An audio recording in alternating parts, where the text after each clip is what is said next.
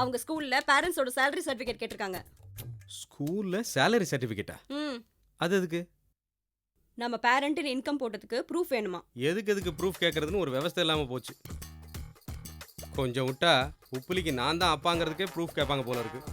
தெரியாம தான் கேட்குறேன். அந்த பாலு மேல என்ன உனக்கு அவ்வளோ அக்கறை? அழகா வெள்ளையா இருக்கானேன்னா சி.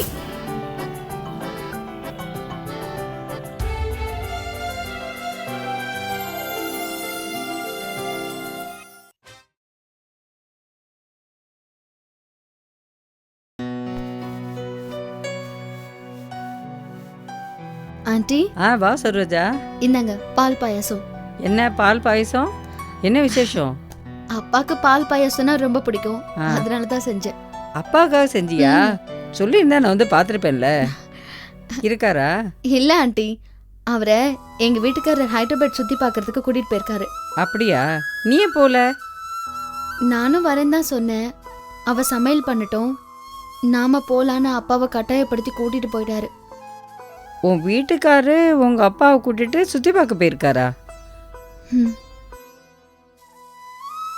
எனக்கு நம்ப வராளே. அவங்களுக்கு வேண்டியது நான் அப்பா கூட தனியா பேசக்கூடாது. அதனால அப்பாவை மட்டும் டூரிஸ்ட் பஸ்ல ஏத்தி விட்டுட்டு இவர் வந்துருவாரு. அப்படியா? அப்போ உங்க அப்பா தனியா தான் ஹைதராபாத் சுத்தி பார்க்க போயிருக்காரு. ஆமா ஆண்டி. நல்ல ஐடியா பண்ணலாமே. பாபு பாபு. என்னம்மா? ஏம் లేదురా, சரோஜாவோட அப்பா மெட்ராஸ்லேருந்து இங்கே வந்திருக்காருல்ல.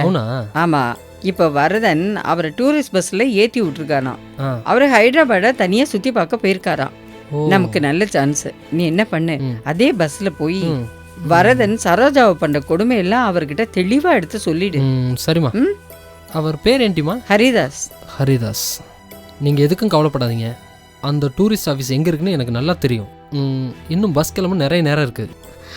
பாலு பார்த்து, எனக்கு ஹெல்ப் பண்ண போய் நீங்க பிரச்சனையில மாட்டிக்க போறீங்க. அதெல்லாம் அவனுக்கு ஒன்றும் ஆகாது, அவன் பார்த்துப்பான். இன்னும் வெள்ளு பாபு. சரிம்மா.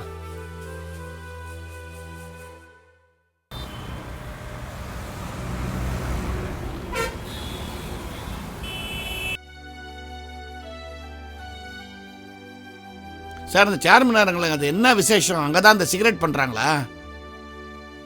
பதிலே சொல்ல மாட்டீங்களா? Very friendly city.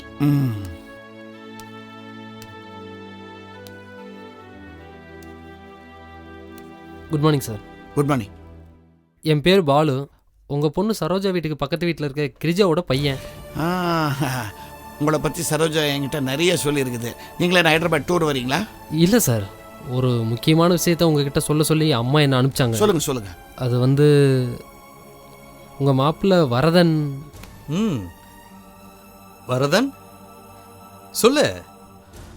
மாமா, இவர் பேர் பாலு, பக்கத்து வீட்டு கிரிஜாக்காவுடைய பையன். அதோ இப்போதான் பேசிட்டு இருந்தார் தம்பி. யாருக்காவது ஏதாவது பிரச்சனைனா துடிச்சிருவாரு, ஓடி போய் ஹெல்ப் பண்ணுவாரு. இல்ல பாலு? நல்ல பழக்கம். மாமா, பாலு கூட கொஞ்சம் பேசணும், பேசிட்டு வந்தேன். போலாமா? இந்த போயிட்டு வாங்க. மாப்பிள்ளைக்கு எல்லாம் ஃப்ரெண்டு போல இருக்குது. என்னடா, உயிரோட இருக்கணும்னு ஆசை இல்லையா?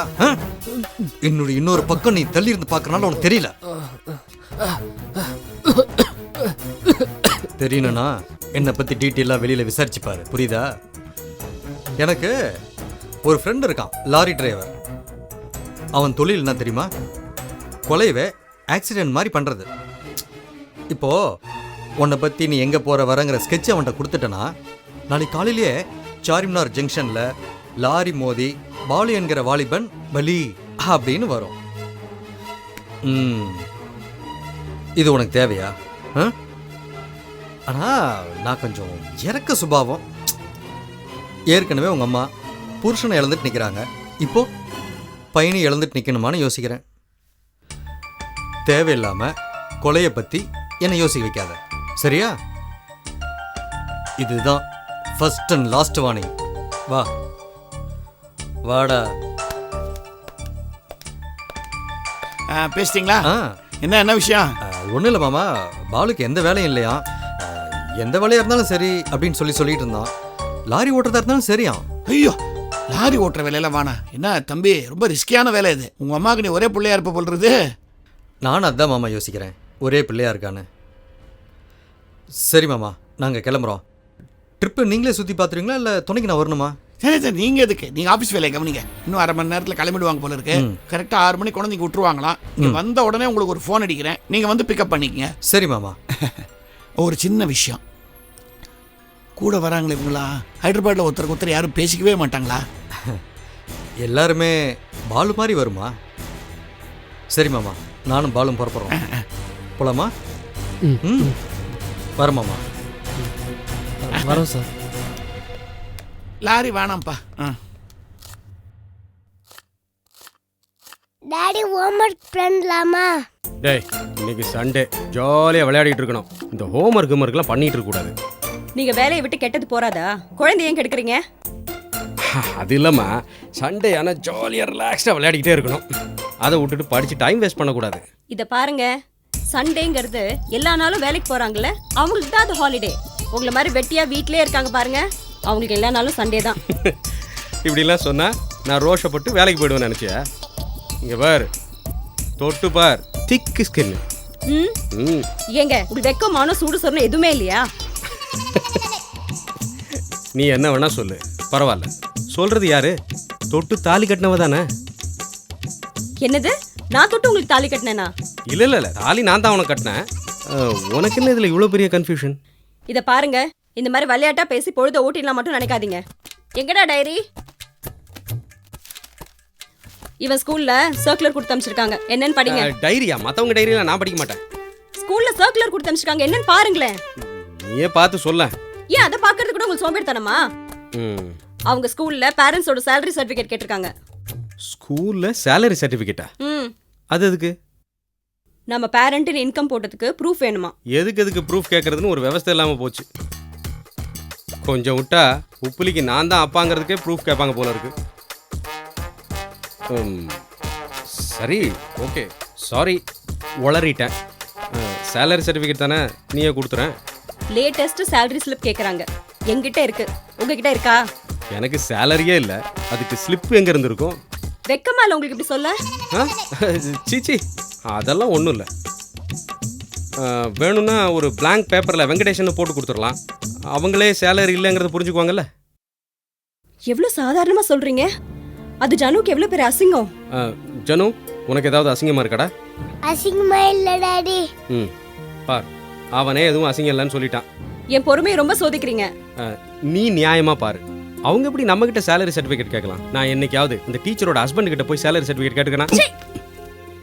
நீங்க வேலைக்கு போகாம இருக்கிறது கூட எனக்கு வருத்தம் இல்லைங்க, ஆனா அதை பத்தி கொஞ்சம் கூட கவலைப்படாம இருக்கீங்க பாருங்க, அதை நினைச்சாதான் எனக்கு கவலையா இருக்கு. எனக்கு வருத்தம் இல்லைன்னு உங்ககிட்ட யார் சொன்னது? எனக்கு இருக்கு. இது நானே எடுத்த டிசிஷன், அதை நான் தான் ஃபேஸ் பண்ணி ஆகணும். இது பாருங்க, உங்ககிட்ட நான் நிறைய தடவை கோவமா பேசியிருக்கேன். இப்போ நான் உங்ககிட்ட கெஞ்சி கேட்கிறேன், மறுபடியும் பேங்க்ல போய் வேலையில ஜாயின் பண்ணுங்க. உங்க குடும்ப பேங்கர்ஸ் குடும்பம், கண்டிப்பா உங்களுக்கு திரும்ப வேலைக்கு சேர்த்துப்பாங்க. உங்களுக்காக இல்லைனாலும் நம்ம ஜனுக்காகவாது போய் கேளுங்க. ஏங்க, உங்ககிட்ட தானே பேசிட்டு இருக்கேன், மண்ணு மாதிரி மரம் மாதிரி உட்காந்துட்டு இருந்தா எப்படி? ஏய், இப்போதான் கெஞ்சி கேட்டுக்கிறேன்னு சொன்னேன், அதுக்குள்ள இப்படி மிரட்டுற? என்னால ஒரு நிமிஷம் கூட உங்ககிட்ட கெஞ்ச முடியாதுங்க. தண்டசோறு கொட்டிக்க வாங்க. தண்ட சோறா? இன்னைக்கு தோசைன்னு சொன்னேன். அப்ப ப்ராப்பர் டேர்ம் தண்ட டிஃபன் தானே வரணும். ஐயோ, உங்களுக்கு யாரும் செய்வன வச்சுட்டாங்கன்னு நினைக்கிறேன். அதான் இப்படி ரோஷம் கெட்டு போய் தெரியுறீங்க. அது ரோஷம்லாம் கெட்டு போகல, நீ முற்பகல் செஞ்சது பிற்பகல் விளைஞ்சிக்கிட்டு இருக்கு. ஜனு, நீ ஹோம்ஒர்க் பண்ணலான்னா பண்ணலாம்டா, தப்பு இல்லை. சரி டாடி.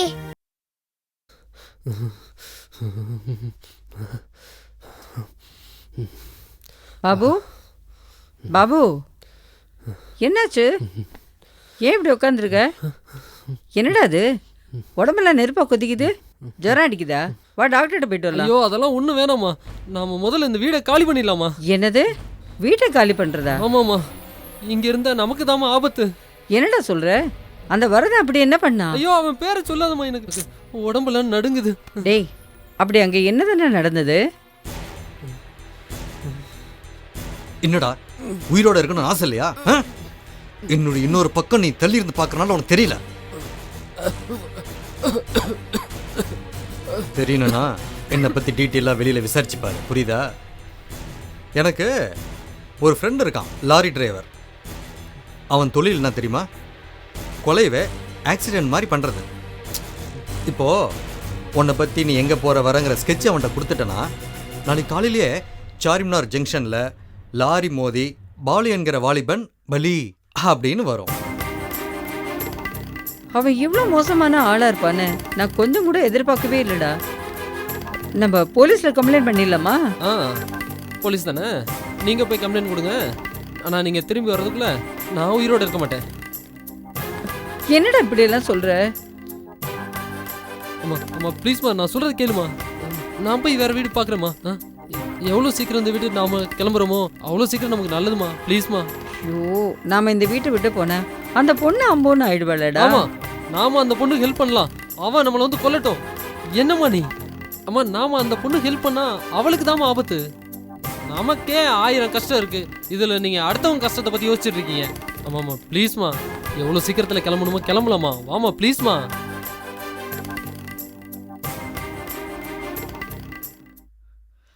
மாமா, மாமா, ட்ரெயினுக்கு டைம் ஆயிடுச்சு, புறப்படலாமா? அதை வந்துட்டேன். அது மெட்ராஸ் இந்த ராயப்பேட்டா கிளாக் டவரில் டைம் அட்ஜஸ்ட் பண்ணி பழக்கமா? ஹைதராபாத்ல ஏது ராயப்பேட்டா, அதான் டைம் போகிறதே தெரியல எனக்கு. சரோ, சரோ, அப்பா வழியில் சாப்பிட்ற மாதிரி டிஃபன் ஸ்நாக்ஸ்லாம் எடுத்து வச்சிட்டியா? எல்லாம் கார்ல எடுத்து வச்சிட்டேன். ஐயா, எதுக்குமா அதெல்லாம் சிரமப்படுறேனே? நான் ட்ரெயினில் பார்த்துக்க மாட்டேனா? இது என்ன பெரிய விஷயம்? அப்புறம் மாப்பிள்ள, ஒரு 2 நிமிஷம் நான் சரோஜா கிட்ட தனியாக பேசணும், முடியுமா?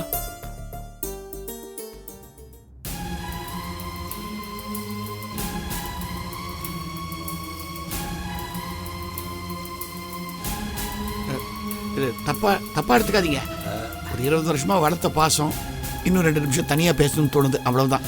சேச்சா, அதெல்லாம் ஒன்றும் இல்லை மாமா. நான் கார் எடுத்து ரெடியாக வைக்கிறேன். ஏன்னா புறப்படும் போது ரிவேர்ஸ் எடுக்கக்கூடாதுன்னு சொல்லுவாங்க. நான் கார் எடுத்து வைக்கிறேன். நீ வாமா, வா.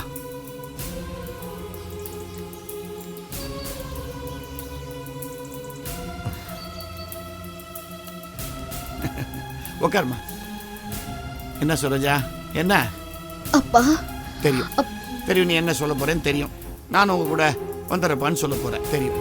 என்னம்மா நீ குழந்தையா இருக்கிற, நீ இன்னும் நீ ஒன்றும் சொல்லாத. உனக்கு எங்ககிட்ட அட்டாச்மெண்ட் இருக்கிறது எனக்கு நல்லா தெரியும். பட் கல்யாணம் ஆயிடுச்சு இல்லையா உனக்கு? அது ஒரு டிட்டாச்ட் அட்டாச்மெண்ட்டாக இருக்கணும். ரைட்டு தான். திருவள்ளிக்கேணி வாழ்க்கையை மறக்க முடியுமா? யாரால மறக்க முடியும்? நீ என்ன பண்ண, இனிமே திருவள்ளிக்கேணியை உன் மனக்கண்ணில் ஓட்டிக்கணும். ஹைதராபாத்ல உன் வாழ்க்கையை அமைச்சுக்கணும். அப்படியே சந்தோஷமா இருமா நீ. அப்பா, என்னம்மா? நான் வாழ்ந்துட்டு இருக்கிற வாழ்க்கை இருக்கே அது. என்ன என்ன என்னம்மா என்னம்மா அது? நீ உன்னை புரிஞ்சுக்க முடியல. என்ன என்ன நீ இன்னும் குழந்தையாவே இருக்கிற? ஏமா, அப்பாவை இப்படியா வழி அனுப்புவே நீ? எங்க சிரிச்சபடி வழி அனுப்பு பார்ப்போம். சிரி என் செல்லம், சிரி. என்னம்மா நீ இன்னும் அப்படியே இருக்கிற? வா. சரிம்மா, அப்போ நான் கிளம்புறேன். வா.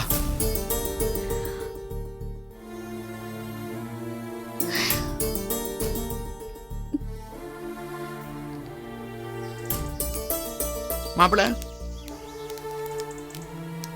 மாமா போலாமா? அது என் பையெல்லாம் வச்சாச்சா? செக் பண்ணிட்டேன், வண்டியில் இருக்கா? சரி சரி. சரோஜா, போயிட்டு வரேன். இன்னொரு ட்ரிப் வரேன். நடுவில் நீங்களும் ஒரு ட்ரிப் அங்கே வாங்க. ஒரு 10 நாள் இருந்துட்டு போங்க. நல்ல பொண்ணா இருக்கணும் நீ. சும்மா எங்களையே நினைச்சிட்டு இருக்க கூடாது. மாப்பிள்ள, பூட்டி வைங்க. வாயை பூட்டி வைங்கன்ற, இல்லாட்டி எங்களை பத்தியே பேசிட்டு போவா. வரமா.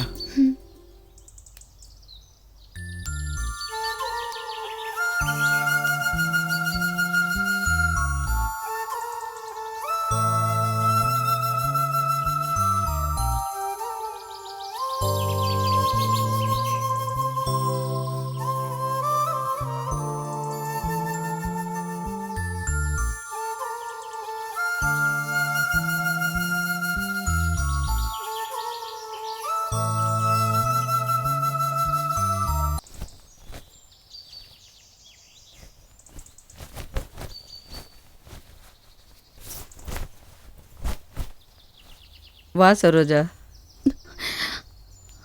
சாரி ஆண்டி, என்னால தானே உங்க பையனுக்கு இந்த நிலைமை. பரவாயில்லம்மா, உனக்கு நல்லது பண்ணணும்னு நான் நினச்சேன். அதான் என் பையனை அனுப்பி வச்சேன்.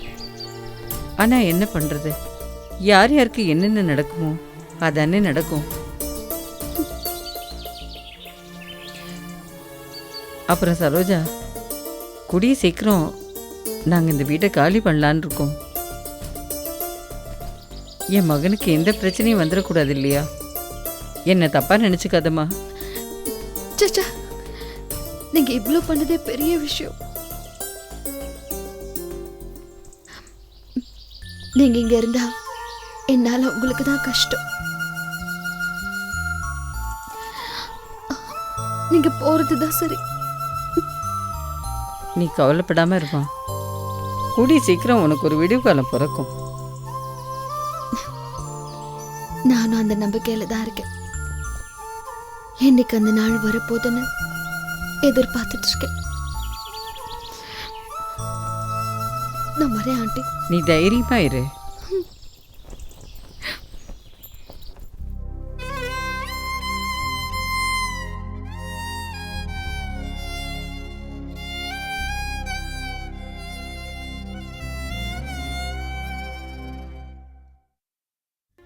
என்ன சாரோ,